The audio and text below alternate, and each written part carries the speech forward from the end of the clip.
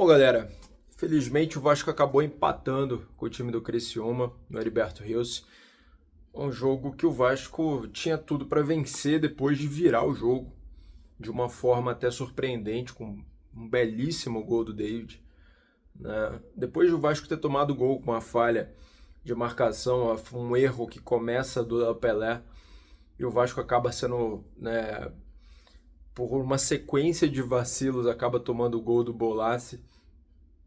A minha sensação é que o Vasco foi para aquele jogo com o objetivo de vencer. Estava muito claro que o Vasco queria vencer a partida, mas aí dependeria naturalmente de uma atuação mais incisiva.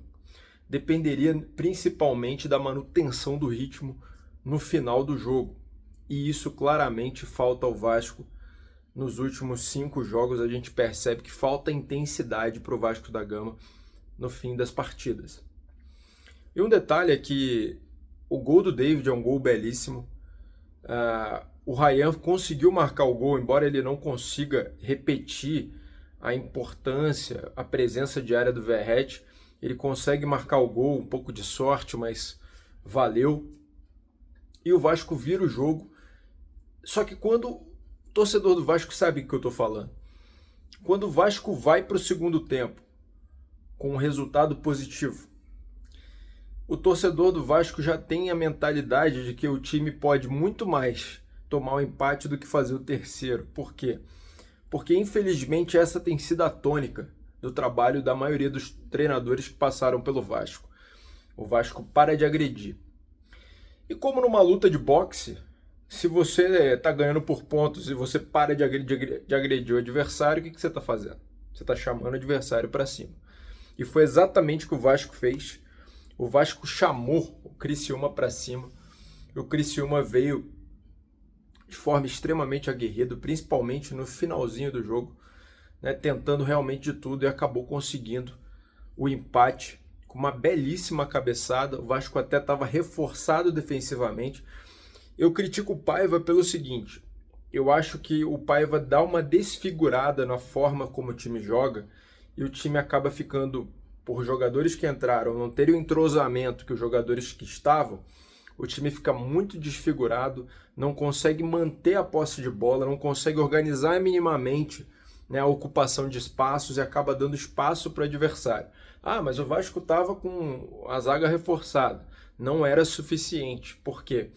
Porque a contenção principal do ímpeto ofensivo do time do Criciúma tem que ser no meio-campo. O Vasco precisava povoar o meio-campo e o Vasco não fez isso.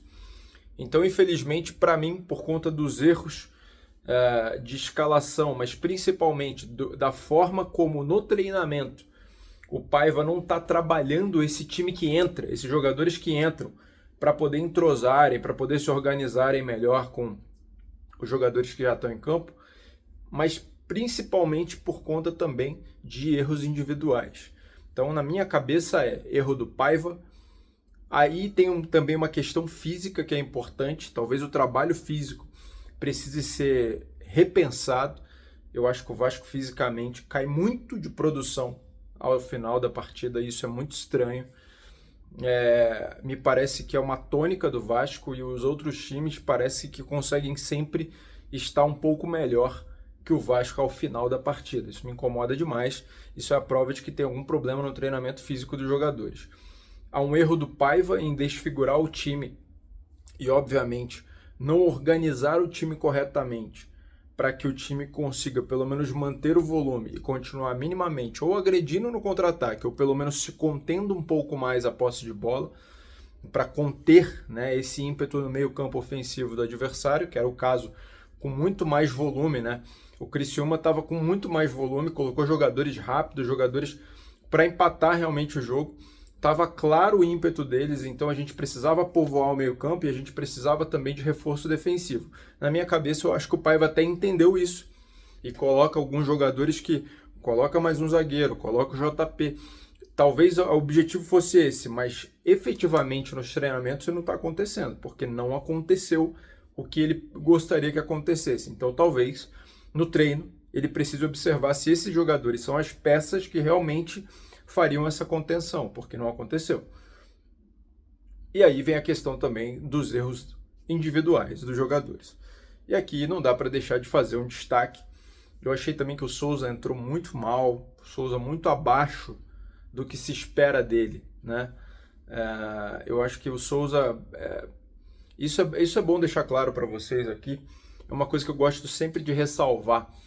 Porque muito jogador que vem de fora, e o Souza era um deles, achava que ia voar no Brasil.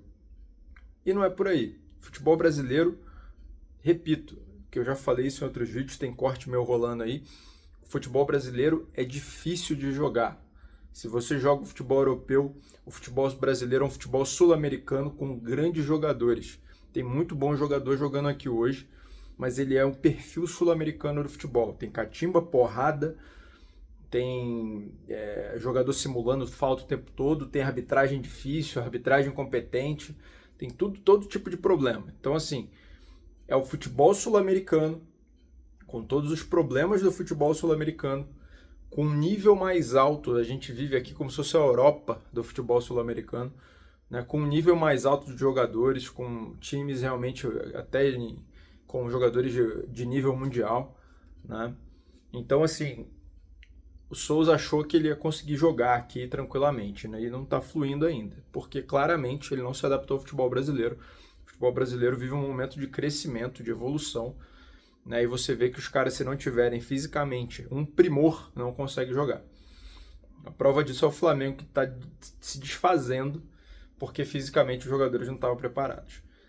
E a minha outra questão, que eu acho que também é um incômodo, é a forma como o Paiva não está, o nosso Cledson Rafael Paiva, não está entendendo que tem jogador que, quando ele não está bem mentalmente, ele não vai fluir. Não adianta você insistir no trabalho do Léo Pelé nesse momento, porque o Léo Pelé não consegue entregar. Então, Paiva, com todo respeito ao teu trabalho, mas infelizmente nós temos que enxergar problemas que não têm solução ou que precisam de tempo para solucionar. E talvez seja o caso do Léo. Talvez ele precise sair do time, talvez ele precise trabalhar novamente, ele precise sair um pouco, né, da pressão para poder ele se reerguer, né? O que não dá é para ele continuar fazendo o que ele está fazendo. Nem vou cobrar ele ter feito gol debaixo da trave, porque não é a função dele. Mas principalmente entrar no jogo dormindo como ele entrou e dar aquele vacilo no começo do jogo nos custou o primeiro gol, que a gente teve muita luta para poder virar.